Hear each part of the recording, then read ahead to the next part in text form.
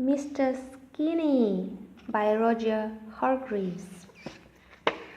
Mr. Skinny was extraordinarily thin, painfully thin. If he turned sideways, you could hardly see him at all. Look how thin he was. And what made it even worse was that he lived in a place called Fatland. Yes, Fatland.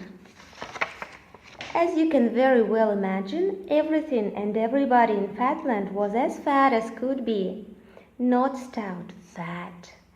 Fatland dogs were extremely fat. Fatland worms were extraordinarily fat. Fatland birds were exceedingly fat. And you should see a Fatland elephant! Whew!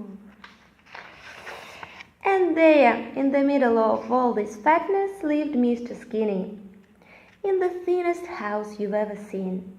Poor Mr. Skinny, he didn't like being so different from everything and everybody, but there wasn't very much he could do about it. You see, he had hardly any appetite at all. And Mr. Skinny meal was a very meager affair. Do you know what he had for breakfast?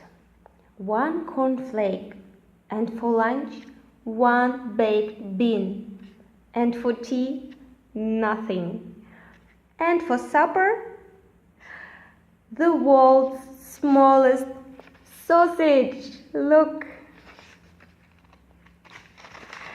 And after that he felt so full he went straight to bed.